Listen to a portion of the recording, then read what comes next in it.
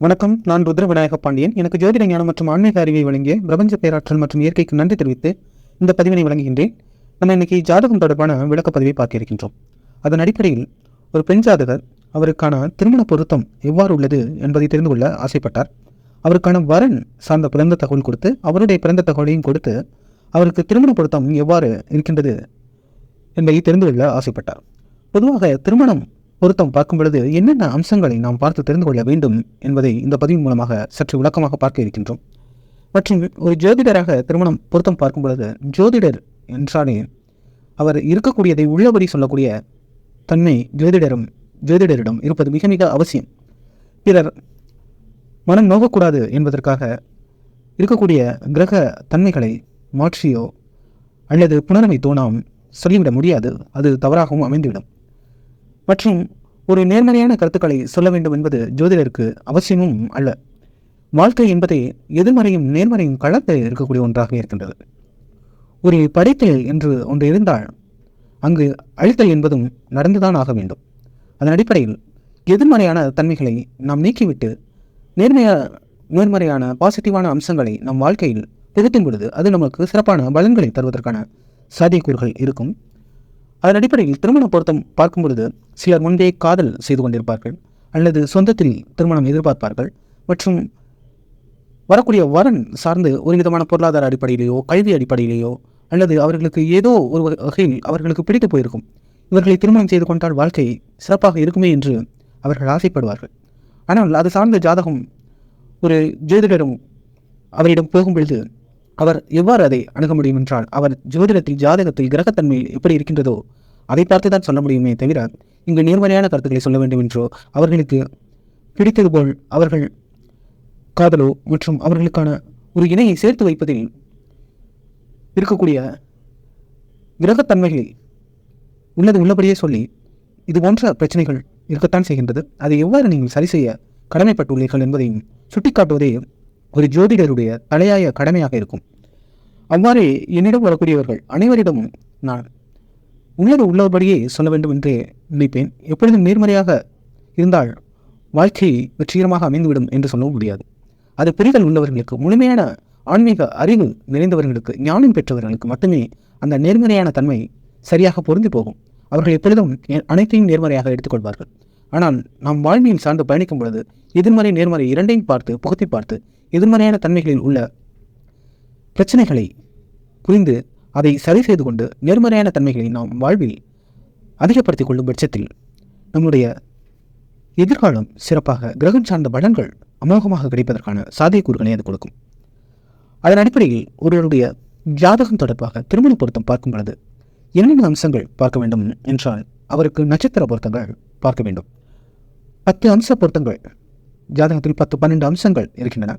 அவை அனைத்தும் சிறப்பாக உள்ளதா என்பதை தெரிந்து கொள்ளலாம். மற்றொன்று அவருடைய கிரக கட்டம் சார்ந்து ராசி கட்டம் மற்றும் நவாம்சம் சார்ந்தும் அவருக்கு எப்படிப்பட்ட பொருத்தம் இருக்கின்றது என்பதையும் தெரிந்து கொள்ள வேண்டும்.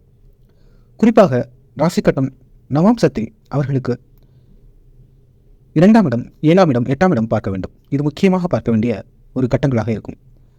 அந்தந்த ஸ்தானங்கள் வலுவாக இருந்தால் அவர்களுடைய திருமண வாழ்க்கையும் சிறப்பாக இருப்பதற்கான சாத்தியக்கூறுகளை அதை ஏற்படுத்தும். மற்றும் கிரகங்களை சார்ந்து பார்க்கும் பொழுது அந்தந்த இடங்களில் இருக்கக்கூடிய கிரகங்கள் அது செவ்வாயோ ராகுவோ சார்ந்த ஏதேனும் தோஷ அமைப்புகள் இருக்கின்றனவா என்பதையும் தெரிந்து கொள்ள வேண்டும். மற்றும் ராகு செவ்வாய் சார்ந்த ஏதேனும் கிரகங்கள் சேர்ந்திருக்கின்றனவா என்பதையும் பார்த்து தெரிந்து கொள்ள வேண்டியது மிக மிக அவசியமான ஒன்றாக இருக்கின்றது. முதலில் நம் கேள்வி கேட்டிருந்த அந்த ஜாதகருக்கு 10 பொருத்தங்கள், குறிப்பாக நட்சத்திர பொருத்தங்கள் எவ்வாறு இருக்கின்றன என்பதை தெரிந்து கொள்ளலாம். பொதுவாக நட்சத்திர பொருத்தம் பார்க்கும் பொழுது அவர்களுக்கு என்னென்ன பொருத்தங்கள் அவசியமான ஒன்றாக இருக்கின்றது என்பதை தெரிந்து கொள்ள வேண்டும். தினப்பொருத்தம், கணப்பொருத்தம், மகேந்திர பொருத்தம், தீர்க்க பொருத்தம், யோனி பொருத்தம், ராசி பொருத்தம், ராசியாதிபதி பொருத்தம், வசிய பொருத்தம், ரஜ்ஜி பொருத்தம், வேதை பொருத்தம் போன்று பல்வேறு வகையான பொருத்தங்கள் இருக்கின்றன. அதில் குறிப்பாக ஒரு 7-8 பொருத்தங்கள் சிறப்பாக இருந்தாலே அவர்களுடைய திருமண வாழ்க்கை சிறப்பாக இருக்கும். அதை சார்ந்த இதற்கு 7 பொருத்தங்கள் சிறப்பாகவே இருக்கின்றன. ஆனால் முக்கியமாக நாம் பார்க்கக்கூடியது யோனி பொருத்தமும் ரஜ்ஜி பொருத்தமும் தான் பார்க்க வேண்டும். இந்த யோனி பொருத்தம், ரஜ்ஜி பொருத்தம் மற்றும் கணப்பொருத்தம் இவையெல்லாம் சற்று நன்றாக இருந்தால் அவர்களுடைய வாழ்க்கை சிறப்பாக இருக்கும். முக்கியமாக பார்க்க வேண்டியது ரஜ்ஜி பொருத்தம். இவருடைய கணப்பொருத்தம் அவை சிறப்பாக இல்லை. ஆனால் இவருக்கு 7 பொருத்தங்கள் ஓரளவு சிறப்பான அம்சங்கள் பொருந்தியதாக இருப்பினும் கணம் பொருத்தம் மனித ராட்சச தன்மை அவர்களுக்கு இருக்கின்றது. பெண்ணுக்கு மனித தன்மையும் ஆணுக்கு மாறுபட்ட தன்மையும் பெற்றிருக்கின்றார்கள். மற்றும் யோனி பொருத்தத்தை பார்க்கும் பொழுது அவர்களுக்கும் அதுவும் சற்று மாறுபட்ட அமைப்பை கொடுக்கின்றது. ஆனாலும் பெரிய அளவு இணக்கம் கிடையாது. மற்றும் அவருக்கு ரஜ்ஜு பொருத்தம், முக்கியமான பொருத்தமான ரஜ்ஜு பொருத்தம் பார்க்க வேண்டும். ரஜ்ஜு பொருத்தத்தின் அடிப்படையில் இவருக்கு பெண் ஜாதகருக்கு துறை சார்ந்த ரஜ்ஜு பொருத்தமும் ஆண் ஜாதகருக்கு சிரசு சார்ந்த ரஜ்ஜு பொருத்தமும் பெற்றிருக்கின்றார். இவர் பிறந்தது உத்திரட்டாதி 2ஆம் பாதம் நட்சத்திரம். ஆண் ஜாதகர் பிறந்தது சித்திரை 4ஆம் பாதம் நட்சத்திரம். அதை சார்ந்து இவர்களுக்கு பொதுவாக ரஜ்ஜு பொருத்தம் இவருக்கு பொருத்தமில்லைதான். ஆனாலும் முக்கியமாக பார்க்க வேண்டியது இருவருக்கும் சிரசு இருக்கக்கூடாது. ஆண் ஜாதகருக்கு சிரசு இருக்கின்றது, பெண் ஜாதகருக்கு அந்த சிரசு இல்லை. அதன் அடிப்படையில் இது பொருந்தி போகின்றது என்று சொல்லலாம். மற்றும் ஒன்று ஆரோகணம் அவரோகணம் சார்ந்த அமைப்பையும் பார்க்க வேண்டும். ஏறுமுகம் இறங்குமுகம், பெண்ணிற்கு இறங்குமுகம் அமைப்பு இருப்பது அதுவும் நல்ல தன்மையை சுட்டிக்காட்டுகின்றது. ஆனால் ஒரு மிக சிறப்பான பொருத்தம் என்று சொல்லிவிட முடியாது. ஓரளவு பொருத்த அமைப்பை பெற்றிருக்கின்றார், ஆனால் மிக சிறப்பான பொருத்தம் கிடையாது. யோனி மற்றும் ரச்சு இது ரெண்டும் குறிப்பாக பார்க்க வேண்டியது அவ்வளவு சிறப்பாக இல்லை என்றே சொல்ல வேண்டும். ஆனாலும் ராசி கட்டம் சார்ந்த அமைப்புகள் சிறப்பாக இருக்கும் பட்சத்தில் அவர்களுக்கு இது சம்பந்தப்பட்ட நட்சத்திர பொருத்தங்கள் மற்றும் யோனி ரஜ்ஜு போன்ற அமைப்புகள் சிறப்பாக இல்லாத போதும் ராசி கட்டம் நவாம்சம் சிறப்பாக இருந்துவிட்டாலே அவர்களுக்கு வாழ்க்கை அமோகமாக இருப்பதற்கான சாத்தியக்கூறுகள் நன்றாகவே இருக்கும். ஏனென்றால் ஒரு காலகட்டத்தில் நட்சத்திர பொருத்தம் மட்டுமே பார்த்து திருமணம் செய்தோம். ஆனால் இன்று ஜாதகம் சார்ந்த லக்னத்தின் அடிப்படையில் அவர்களுடைய பொருத்தம் பார்ப்பது சாலை சிறந்ததாக சிறப்பான ஒரு முழுமையான பலன்களை சுட்டிக்காட்டுவதாக இருப்பதனால் நட்சத்திர பொருத்தங்களை காட்டிலும் இவ்வாறு நாம் பார்க்கக்கூடிய லக்னத்தின் அடிப்படையிலான ஜாதக பொருத்தம் சிறப்பான பொருந்தி போகக்கூடிய பலன்களை தரக்கூடியதாக இருக்கும். இவருக்கு முதலில் பெண் ஜாதகருக்கான திருமண அமைப்பு எவ்வாறு இருக்கின்றது என்பதை தெரிந்து கொள்ளலாம். மற்றும் இருவருக்கும் தோஷம் இருந்தாலும் அது பொருந்தி போவதற்கான சாத்தியக்கூறுகளை ஏற்படுத்தத்தான் செய்யும். பெண் ஜாதகருக்கு அவருக்கு லக்னத்தில் அவர் நவாம்சத்தில் முதலில் பார்த்துவிடலாம். நவாம்சத்தின் அடிப்படையில் அவருக்கு லக்னத்தில் இருந்து 6ஆம் இடத்தில் கேது, 5ஆம் இடத்தில் கேது, 6ஆம் இடத்தில் சனி, 8இல் புதன், 9இல் செவ்வாய், 10இல் சுக்கிரன், 11இல் சூரியன் ஆட்சியாக ராகுவுடனும் 12இல் சந்திரன் குருவுடன் மறையக்கூடிய அமைப்பை பெற்றிருக்கின்றார். பொதுவாக நவாம்சத்தில் 7ஆம் இடம் மற்றும் பார்க்கலாம். இவருக்கு என்ன பிரச்சனைகள் இருக்கும் என்றால் இவருக்கு சில முதுகு சம்பந்தப்பட்ட இஎன்டி ரிலேட்டட் சிறு பிரச்சனைகள் வருவதற்கான சாத்தியக்கூறுகள், கால் சம்பந்தப்பட்ட கால் முட்டு சம்பந்தப்பட்ட சிறு பிரச்சனைகள் இளமை காலத்தில் வந்து சரி ஆவதற்கான சாத்தியக்கூறுகளே உள்ளன. சிறு தொந்தரவுகள் மட்டுமே இவருக்கு ஆரோக்கியம் சம்பந்தப்பட்டு இருக்கின்றது. மற்றபடி இவருக்கு 7ஆம் இடம் நவம்சத்தின் அடிப்படையில் பார்த்து தெரிந்து கொள்ளும் பட்சத்தில் இவருடைய 7ஆம் அதிபதியான செவ்வாய் இவருக்கு 9ஆம் இடம் சார்ந்து வருவதனால் இவருக்கு நல்ல ஒரு அமைப்பு தான். அதன் அடிப்படையில் திருமணம் பெரிய பிணக்குகள் இல்லை என்பதை சுட்டிக்காட்டுகின்றது. ராசி கட்டத்தின் அடிப்படையில் இவருக்கு எவ்வாறு அம்சங்கள் பொருந்தியுள்ளன என்பதையும் தெரிந்து கொள்ளலாம். ராசி கட்டத்தின் அடிப்படையில் அவருக்கு வியாழக்கிழமை உத்திரட்டாதி 2ஆம் பாதம் நட்சத்திரத்தில் மீனம் ராசியில் கும்பம் லக்னத்தில் பிறந்திருக்கின்றார். இவருடைய லக்னத்தில் இருந்து 2ஆம் இடத்தில் சந்திரன் புஷ்கர நவம்ச நட்சத்திர சாரம் பொருந்திருக்கின்றது. சந்திரனே அவருக்கு ராசியாகவும் மீன ராசியில் அமர்ந்திருக்கின்றது. 3ஆம் இடத்தில் ராகுவும் மாந்தியும், 4இல் சூரியனும் சுக்கிரனும் புதனும், இங்கு சுக்கிரன் வக்ரமாக புதன் புஷ்கர நவம்ச நட்சத்திர சாரமும் பொருந்திருக்கின்றார். இவருக்கு 5ஆம் இடத்தில் சனியும் இருக்கக்கூடிய கிரக அமைப்பு, சனியின் செவ்வாயும் இருக்கின்றது. லக்னாதிபதி 5ஆம் இடத்தில் வருகின்றார். அதன் அடிப்படையில் காதல் சார்ந்த ஈடுபாடுகள் இருக்கத்தான் செய்யும். அவர் புஷ்கர நவம்ச நட்சத்திர சாரம் பொருந்தி செவ்வாயுடன் இணைந்திருப்பது சிறப்பான அமைப்பே. 7ஆம் இடத்தில் குருவும் மற்றும் இவருடைய 11ஆம் அதிபதியான குரு 7இல் வருவது அதுவும் சிறப்பான அம்சத்தை சுட்டிக்காட்டுகின்றது. மற்றும் இவருக்கு 9ஆம் இடம் சார்ந்து கேதுவும் இருக்கக்கூடிய கிரக அமைப்பை பெற்றிருக்கின்றார். இவருடைய கிரகம் சார்ந்து பார்க்கும் பொழுது இவருக்கு நல்ல தெளிந்த அறிவு சிந்தனை, நினைவுத்திறன் மற்றும் நினைவாற்றல், சிந்திக்கும் திறன் சிறப்பாக பெற்றவராகவே இருக்கின்றார். டிசைன், கலை, வடிவமைப்பு, ஆடை அலங்காரம் சம்பந்தப்பட்ட ஒரு விதமான கலைநுட்பம் பொருந்தியவராகவும் திட்டமிடும் குணம் சிறப்பாக பெற்றவராகவும் சில காலகட்டத்தில் கோபம் உக்கிரம் படும் தன்மையும் பெற்றவராகவே இருக்கின்றார். நல்ல போதிக்கக்கூடிய தன்மை பொருந்தியவராக, நல்ல உயர் கல்வி படிப்பதற்கான சாத்தியக்கூறுகள் கொண்டவராகவே இவருடைய கிரக அமைப்புகள் இருக்கின்றன. இதற்கு லக்னாதிபதி 5ஆம் இடத்தில் வருவது நல்ல அமைப்பு தான். 2ஆம் இடம் சந்திரன் இருப்பதும் சிறப்பான அமைப்பு. 2ஆம் அதிபதியான இவருக்கு குரு 7ஆம் இடம் சார்ந்து வருவதும் சிறப்பான அமைப்பு தான். அதாவது 2ஆம் அதிபதி 7ஆம் இடம் வருவது கணவர் வந்த பிறகு ஒரு சிறப்பான ஒரு குடும்ப அமைப்பை இவர் பெறுவதற்கான சாத்தியக்கூறுகளை ஏற்படுத்தும். ஏனென்றால் இவருடைய 6ஆம் அதிபதி 2ஆம் இடத்தில் வருவது குடும்பம் சார்ந்த பிரச்சனைகளும் பிணக்குகளும் இவருக்கு இருக்கத்தான் செய்யும். மற்றும் இவருக்கு 7, 8 சார்ந்த அமைப்புகளையும் தெரிந்து கொள்ள வேண்டும். 7ஆம் இடத்தில் குரு இருக்கின்றார். அவர் 11ஆம் அதிபதி. 7ஆம் அதிபதியான சூரியன் 4இல் வருவது சிறப்பு தான். அதை சார்ந்து இவருக்கு திருமணம் நன்றாகவே இருக்கின்றது. ஆனால் என்ன, காதல், சற்று தூர திருமணம், கணவர் சற்று வெளியிலிருந்து வரக்கூடிய அல்லது வேற்று இனம் சம்பந்தப்பட்ட தொடர்புகள் சிறப்பான ஒரு பலன்களை தரத்தான் செய்யும். இருப்பினும் 7ஆம் அதிபதியான சூரியன் 4இல் வருவதனால் சொந்தத்திலும் கூட திருமணம் செய்து கொள்ளலாம். அதனால் எந்த தடையும் கிடையாது. மற்றபடி இவருக்கு 8ஆம் அதிபதியான புதனும் 4ஆம் இடம் சார்ந்து புஷ்கரண வம்ச நட்சத்திர சாரம் பிறந்திருப்பதனால் இவருக்கு அவரே 5ஆம் அதிபதியாகவும் இருப்பதனால் திருமணம் எந்த தடையும் கிடையாது, பிரச்சனையும் கிடையாது, நல்ல அமோகமாக இருக்கின்றது. இவருக்கு நவம்சமும் சிறப்பான தன்மை பிறந்திருக்கின்றது. மற்றும் இவருக்கு சிக்கல் என்னவென்றால் நவம்சத்தில் சூரியனுடன் ராகுவும் இருக்கின்றது. அதன் அடிப்படையில் அதிக கற்பனை, அதிகமான ஒரு இலக்குகள், லட்சியங்கள் கொண்டு செயல்படக்கூடியவராக இருப்பார். மன ஓட்டம், குழப்பங்கள் இருக்கத்தான் செய்யும். மற்றபடி இவருக்கு திருமண அமைப்பும் மிக சிறப்பாக இருக்கின்றது. இதில் நான் குறிப்பிடக்கூடிய ஒரு அம்சம் என்னவென்றால் இவருடைய 7ஆம் அதிபதியான சூரியன் 4இல் வருகின்றார். 11ஆம் அதிபதி குரு வரக்கூடியது இவருக்கு இதுபோன்ற தன்மைகளையும் அது உருவாக்கும். அதன் அடிப்படையில் குருவின் 7ஆம் இடம் சார்ந்து வருவது சில திருமண பந்தத்தில் சிறு சிறு பிரச்சனைகளை ஏற்படுத்தத்தான் செய்யும். அதை புரிந்து கொள்ள வேண்டும். அவர் 11ஆம் அதிபதியாக இருப்பதனால் வேற்றுமத, இன மற்றும் தூர சொந்தம், வெளிநாட்டில் வசிப்பவர் அல்லது கலைத்துறை, அரசியல் சார்ந்து, நிர்வாகம், ஷேர் மார்க்கெட் இது போன்ற வணிகம் சார்ந்து இயங்கக்கூடிய நிர்வாகம் சார்ந்த தன்மை சிறப்பான பலன்களை கொடுக்கும். மற்றும் இவருக்கு மற்ற அம்சங்கள் அனைத்தும் சிறப்பாக இருக்கின்றன. தசாபத்தி சார்ந்து பார்க்கும் பொழுது இவருக்கு முதலில் சனி, அடுத்து புதன், கேது இது போன்ற தசாபத்தி அமைப்புகளை பெற்றிருக்கின்றார். சனி திசை முடிந்து இப்பொழுது புதன் திசை 2035 வருட காலம் வரை இருக்கின்றது.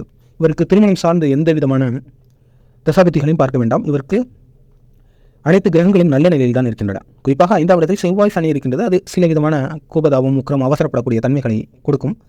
மற்றபடி அது இருக்கக்கூடிய இடம் நன்றாக இருப்பதனால் ராகுவை தவிர மற்ற ராகு கூட இதற்கு நல்ல பலன்களை கொடுப்பார். அனைத்து தசாபதிகளிலும் இவர் திருமணம் செய்யலாம். நடப்பதும் இதற்கு புதன் திசையாக இருப்பதனால் அவர் 5 மற்றும் 8 கூடியவராக இருப்பதனால் அவர் 4இல் இருப்பதனால் நல்ல அமோகமான சிறப்பான பலன்களை கொடுப்பார். கல்வி சார்ந்த முன்னேற்றமான பலன்களை அவர் கொடுக்கக்கூடியவராக இருப்பார். இந்த காலகட்டத்தில் அவர் எப்பொழுது வேண்டுமானாலும் திருமணம் செய்து கொள்ளலாம். அவருடைய வயதிற்கு தகுந்தாற்போல் அவருடைய தற்பொழுதுதான் அவருக்கு 27 வயதாகின்றது. 21 கடந்திருக்கின்றார். அதன் அடிப்படையில் இன்னும் ஒரு 2-3 வருடம் கழித்து திருமணம் செய்து கொள்வதும் சிறப்பே. அப்படி பார்த்தோம் என்றால் இவருக்கு அடுத்தது புதன் சூரியன் நடந்து கொண்டிருக்கின்றது. புதன் செவ்வாய் சார்ந்த திருமண அமைப்புகளுக்கான சாத்தியக்கூறுகள் அதிகமாக உண்டு. புதன் ராகு குரு சார்ந்தே அவர் செயல்படலாம். 2030க்கு பிறகு கூட திருமணம் செய்து கொள்ளலாம். அவருக்கு 21, 26 வயது கூட பெண்ணிற்கு சிறப்பு தான். இருப்பினும் அவர் 22, 23 வயதில் திருமணம் செய்து கொள்வது சிறப்பே. தசாபத்தி அடிப்படையில் எந்த தடங்களும் இல்லை. நவம்சம் ராசி கட்டம் சிறப்பாகவே உள்ளது. இங்கு 7ஆம் இடத்தில் குரு வருவது மட்டும்தான் அவருக்கு. அதேபோல நவம்சத்தில் சூரியன் ராகும். இது சிறு சிறு விளக்குகள் தான். அது ஒரு பெரிய ஒரு பாதகத்தை ஏற்படுத்தி விடாது. அதன் அடிப்படையில் இவருக்கு திருமண யோகம் அமோகமாக சிறப்பாக உள்ளது. ஆனால் இவருக்கு திருமண பொருத்தம் சார்ந்து பார்த்தோம். அதில் இவருக்கான அமைப்புகள் சிறப்பாக இருக்கின்றன. ஆனால் ஆண் ஜாதகருக்கான அமைப்பு அவ்வளவு சரியாக இவருக்கு பொருந்தி போகாமல் சில விஷயங்கள் இருக்கத்தான் செய்கின்றது. சில உண்மைகளை வெளிப்படையாக சொல்வோம். நீங்கள் அதற்கு தகுந்தால் போல எவ்வாறு நடந்து கொள்ள வேண்டும் என்பதை புரிந்து கொண்டு செயல்பட்டால் உங்களுடைய வாழ்க்கை சிறப்பாக இருக்கும். இதற்கு வரக்கூடிய வரன் சார்ந்து அவர் பிறந்த தகவல் அடிப்படையில் நவம்சம் ராசி கட்டம் எவ்வாறு இருக்கின்றன, இவர்கள் இருவருக்கான பொருத்தம் சிறப்பாக இருக்கின்றனவா என்பதையும் தெரிந்து கொள்ள இருக்கின்றோம். இவருடைய வரன் சார்ந்து பார்க்கும் பொழுது அவருக்கு நவம்சத்தில் லக்னத்திலிருந்து 2ஆம் இடத்தில் சனியும் மாந்தியும் சேர்ந்து 4ஆம் இடத்தில் சுக்கிரன் ஆட்சியாக 5இல் கேதுவும் மற்றும் இவருக்கு 8ஆம் இடத்தில் குருவும் 10ஆம் இடத்தில் சந்திரன் நீச்சமாக 11இல் சூரியன் ராகு புதன் சேர்ந்திருக்கக்கூடிய கிரக அமைப்பு. இவருக்கு 8, 11 சார்ந்த பரிவர்த்தனை இவருடைய நவம்சம் சார்ந்து உள்ளது. 12இல் செவ்வாய் உச்சமாக இருக்கக்கூடிய கிரக அமைப்பை பெற்றிருக்கின்றார். இதை சார்ந்து இவருக்கு என்ன பிரச்சனை ஏற்படும் என்றால் வயிறு சம்பந்தப்பட்ட சில பிரச்சனைகள், உணவு செரிமான சார்ந்த பிரச்சனைகள், கோளாறுகள், கடன் சார்ந்த வழக்கு சம்பந்தப்பட்ட சிறு சிறு பிரச்சனைகள் வந்து சரியாகுவதற்கான சாத்தியக்கூறுகளை நவம்சம் சுட்டி காட்டுகின்றது. இவருடைய 3ஆம் அதிபதி மற்றும் 10ஆம் அதிபதி 12இல் உச்சமாக மறையக்கூடிய அமைப்பு இவருக்கு அதேபோல இஎன்டி மிருகு சம்பந்தப்பட்ட சிறு சிறு பிரச்சனைகள் வந்து சரியாவதற்கான சாத்தியக்கூறுகள் உள்ளன. நவம்சத்தின் அடிப்படையில் இவருக்கு 7ஆம் அதிபதியான இவருடைய 7ஆம் அதிபதியான சூரியன் 11இல் வருவது சிறப்பான அமைப்பு தான். இருப்பினும் அவர் ராகு புதனுடன் சேர்ந்திருக்கின்றார். அவருக்கும் பெண் ஜாதகருக்கும் நவம்சத்தில் சூரியன் ராகு சேர்க்கை இருக்கின்றது. அதன் அடிப்படையில் இவர் இருவருக்கும் பொருந்தி போகும். ஆனாலும் சூரியன் ராகு சார்ந்த தன்மைகளை குறிப்பிட்டிருக்கின்றேன். அவர்கள் அதிக கற்பனை திறன் இருக்கும், அதிகமான சிந்திக்கும் திறன் மற்றும் தேவையற்ற குழப்பங்கள் இருக்கத்தான் செய்யும். அதிகமான ஆசை, இலக்குகள், லட்சியங்கள் கொண்டு செயல்படும் பொழுது அது நடக்காத பட்சத்தில் அது சார்ந்த ஏக்கமும் கவலையும் அதை சார்ந்து வெளிப்படுத்தக்கூடிய குணங்கள் சற்று பிரச்சனைக்குரியதாக வருவதற்கு சாத்தியக்கூறுகள் உள்ளன. மற்றும் நல்ல அறிவுத்திறன் பெருந்தியவராக நயம்சம் சிறு சிறு அம்சங்களை சுட்டிக்காட்டுகின்றது. ராசிக்கட்டம் சார்ந்த முழுமையான பலன்களை தெரிந்து கொள்ளலாம். இருவருக்கும் பொருத்தம், நவம்சம் சார்ந்த பொருத்தம் கரெக்டாக சரியாகவே இருக்கின்றன. ராசிக்கட்டமே முழுமையான தன்மைகளை எடுத்துக்காட்டுவதனால் ராசிக்கட்டத்தின் அடிப்படையில் இவர்களுக்கு திருமண பொருத்தம் எவ்வாறு இருக்கின்றன என்பதை பார்க்கலாம். ராசிக்கட்டம் சார்ந்து பார்க்கும்பொழுது இவர் சனிக்கிழமை சித்திரை 4ஆம் பாதம் நட்சத்திரத்தில் துலாம் ராசியில் மகர லக்னத்தில் பிறந்திருக்கின்றார். இவருடைய லக்னாதிபதியே இவருக்கு 6ஆம் இடத்தில் வருவது. அவர் பிஸ்கர நவம்ச நட்சத்திர சாரம் பொருந்தியிருப்பதும் லக்னாதிபதி 6ஆம் இடத்தில் வருவதனால் இவர்களுக்கு கடன், வேலை சார்ந்த பிரச்சனைகள் மற்றும் இவர்கள் ஒரு சட்டம் சார்ந்த துறைகளில் அல்லது காவல் பாதுகாப்பு சார்ந்த துறைகளில் வேலை செய்யும் பட்சத்தில் அல்லது விவசாயம், ரசாயனம், மருத்துவம் சார்ந்த ஈடுபாடுகள் இவர்களுக்கு இதுபோன்ற லக்னாதிபதி 6இல் வருவது நல்ல பலன்களை கொடுக்கும். அதில் இல்லாத பட்சத்தில் சற்று பிரச்சனைகள், பிணக்குகள் ஏற்படும்.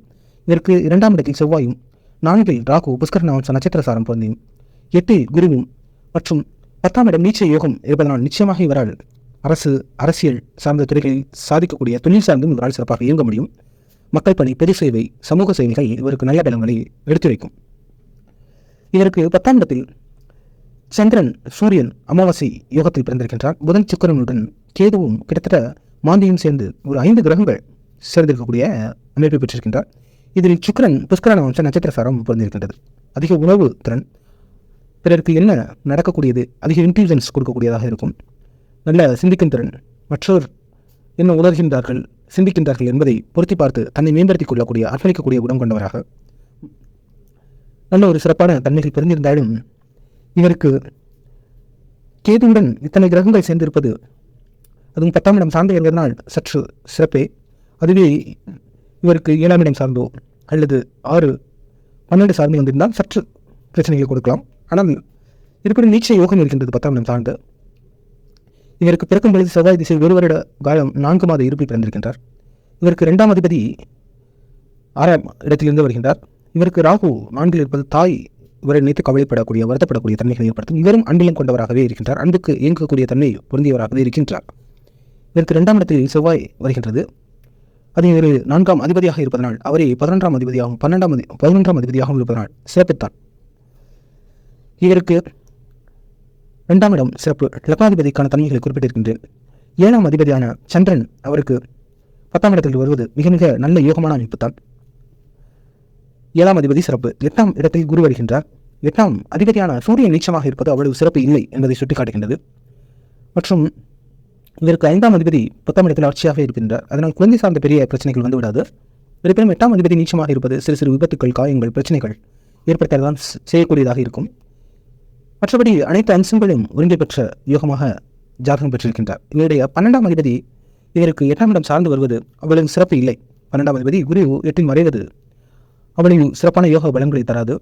மற்றும் இதற்கு லக்னம் புஷ்கர நவம்சம் சாரம் 4 இருப்பினும் லக்னமும் 2ஆம் இடமும் 7ஆம் இடமும் சிறப்பாக இருக்கின்றது. மனைவி சார்ந்த பலன்கள் நன்றாக இருக்கின்றது. ஆனால் இவருடைய ஆயுள் அமைப்புகள் எவ்வாறு இருக்கும் என்றால் இவருக்கு 6ஆம் அதிபதி 10ஆம் இடத்தில் வருவது நல்ல அமைப்பு தான். 7ஆம் அதிபதியும் சிறப்பு. 8 சிறப்பு இல்லை, 9 சிறப்பாக இருக்கின்றது, 10 நன்றாக இருக்கின்றது, 11 சிறப்பாக இருக்கிறது, 12 அவ்வளவு சிறப்பாக இல்லை.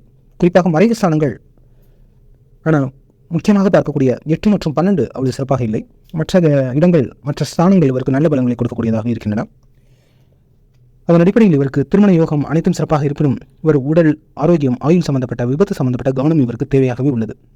இவருக்கு தசாபதிகள் சார்ந்து பார்க்கும் பொழுது இவர் முதலில் செவ்வாய், அடுத்து ராகு, குரு என்று சனி என்று தசாபதி அமைப்புகள் இருக்கின்றன. நடப்பில் அவருக்கு குரு திசை சுயபுத்தி நடந்து கொண்டிருக்கின்றது. கிட்டத்தட்ட முடிய போகக்கூடிய தன்மையில் இருக்கக்கூடிய குரு சார்ந்த சுயபுத்தி அவர் 8ஆம் இடம் சார்ந்தே வருகின்றார். அடுத்து குரு சனி சார்ந்த ஒரு தசாபதி அமைப்புகள் இருக்கின்றன. குரு திசையில் சனி புத்தி 2027 வரை. அதற்கு அடுத்து புதன். சனி புத்தி முடிந்து இவர் புதன் புத்தியில் திருமணம் செய்து கொண்டால் இவருக்கு சிறப்பு. 2027க்கு பிறகு திருமணம் செய்து கொண்டால் மிக மிக சிறப்பாக இருக்கும். மற்றும் இவர் குரு திசை செல்வதனால் இந்த காலகட்டம் எவ்வாறு இவர் செயல்பட்டால் சிறப்பு என்றால், குரு இவருக்கு 12ஆம் அதிபதி. சிறு சிறு சுப விரயங்கள் செய்ய வேண்டும். நில முதலீடுகள் சார்ந்து மற்றும் மருத்துவம் சார்ந்த துறைகள், பாதுகாப்பு சார்ந்த ஹவுஸ் கீப்பிங் ரிலேட்டட் துறைகளாக இருக்கட்டும், இது போன்ற அம்சங்கள், ரசாயனம் சம்பந்தப்பட்ட துறைகளில் நல்ல ஒரு பலன்கள் கொடுக்கும். இவர் நிச்சயமாக அரசியல் சார்ந்த வாய்ப்புகள் இவருக்கு தென்படுவதற்கான சாத்தியக்கூறுகின்றன. அவர் என்னதான் படித்திருந்தாலும் என்னதான் துறையில் அவர் நாட்டம் இருந்தாலும் அந்த தசாபுத்தி அமைப்புகளில் அவ்வாறு செயல்படும் போது அதற்கான கூடுதலான பலன்களை அவர்கள் அனுபவிக்க முடியும். அதன் அடிப்படையில் 8ஆம் இடம் சார்ந்த ரிப்பேரிங், மெயின்டெனன்ஸ், நிர்வாகம் சார்ந்த அமைப்புகள் இவருக்கு நல்ல ஒரு பலன்களை கொடுக்கக்கூடியதாக இருக்கும். மற்றபடி அம்சங்கள் அனைத்தும் சிறப்பாக பொருந்திய யோக ஜாதகர் தான். ஆனால் பெண் ஜாதகருக்கு உண்டான அந்த பொருத்த அமைப்புகள் இவருக்கு அவ்வளவு சிறப்பாக இல்லை என்றே சொல்ல முடியும். பெண்ணிற்கான ஜாதகத்தில் அனைத்து அம்சங்களும் சிறப்பாக இருக்கின்றன. நவாம்சம் சார்ந்த இருவருக்கும் ஒத்துப்போகின்றது. ராசி கட்டத்தின் அடிப்படையில் இதற்கான தோஷ அமைப்புகள் சற்று அதிகமாகவே தென்படுகின்றன. அதை புரிந்து கொண்டு இருவரும் சற்று அன்புடன் விட்டுக் கொடுத்து வாழும் பட்சத்தில் அவர்களுக்கான புரிதல் மற்றும் இவருக்கான சில சஞ்சலங்கள், குழப்பங்கள், விபத்து சார்ந்த வாய்ப்புகளும் தென்படுவதனால் சற்று கவனமாக இவரும் செயல்பட வேண்டிய காலகட்டம் இதுவாக இருக்கின்றது. இதன் அடிப்படையில் இதுதான் இவர்களுக்கான பொருத்தம். இது சார்ந்து ஒரு நல்ல ஒரு ஆலோசனை எடுத்துக்கொள்ளும் பட்சத்தில் மற்றும் சில நடைமுறை சார்ந்து, சில கோயில் வழிபாடுகள் சார்ந்து தன்மையில் இருக்கக்கூடிய தன்மைகளை இருவரும் புரிந்து கொண்டு மாற்றிக்கொண்டு இருவருக்கான புரிந்துணர்வு சிறப்பாக இருக்கும் பட்சத்தில் இவர்களுடைய வாழ்க்கை எதிர்காலம் சிறப்பாக இருக்கும். பொதுவாக இதுபோன்று கிரகங்கள் சார்ந்து ஜாதகம் சார்ந்த பலன்கள் 80% இறுதியாக வேலை செய்யும். 20% என்பது நம்முடைய கட்டுப்பாட்டில் இருக்கின்றது. அதன் அடிப்படையில் நாம் அது தவறாக பிரச்சனை பெரியதாக இருந்தாலும் கூட நாம் அந்த சூழலை திறன்பட கையாளும் பட்சத்தில், அதை புரிந்து கொண்டு செயல்படும் பட்சத்தில் அதை மாற்றக்கூடிய வல்லமை பெறுந்தவராகவே நாம் இருப்பதனால் நிச்சயமாக உங்களுக்கு அந்த புரிதல் வந்துவிட்டால் நீங்கள் அதை சார்ந்து கிரகங்களை உங்களுக்கு சாதகமாக இயக்கிக் கொள்ளக்கூடிய தன்மை பொருந்திவிட்டால் உங்களுக்கு அனைத்தும் சிறப்பான பலன்களை கொடுக்கும். நீங்கள் இருவருமே சிறப்பாக வாழக்கூடிய நல்ல ஒரு அமோக பலன்களை பெற்ற ஜாதகர்களாகவே இருக்கின்றன. உங்களுடைய நேர்மறை மற்றும் எதிர்மறை அம்சங்கள் அனைத்தையும் குறிப்பிட்டிருக்கின்றேன். அதை சார்ந்து முடிவெடுத்துக் கொள்ள வேண்டியது உங்களுக்கு இடையே உள்ள புரிதல் மற்றும் உங்களுக்கான தெளிவான ஒரு அண்டர்ஸ்டாண்டிங் உங்களுக்குள் இருக்கும் பட்சத்தில் இதை புரிந்து கொண்டு நீங்கள் சரியாக ஒரு முடிவை எடுப்பீர்கள். உங்கள் வாழ்க்கை எதிர்காலம் சார்ந்து சிறப்பான ஒரு வாழ்க்கையை திட்டமிட்டு ஆரம்பிப்பீர்கள் என்று கூறிக்கொண்டு உங்கள் வாழ்க்கை எதிர்காலம் எல்லா வளமும் புகழும் பெற்று சிறப்பாக அமைய இறைவன் அருள் பெறுவார் என்று நானும் பிரார்த்தனை செய்து கொண்டு இந்த பதிவினை நிறைவு செய்கின்றேன். இதுபோன்று வேறு மற்றொரு ஜாதகம் சார்ந்த விளக்கப்பதிவில் உங்களை விரைவில் சந்திக்கின்றேன். புதிய காலமெல்லாம் புகழோடு வாழ்ந்திடுவீர். வையகம் செழிக்க வாழ்க வளமுடன்.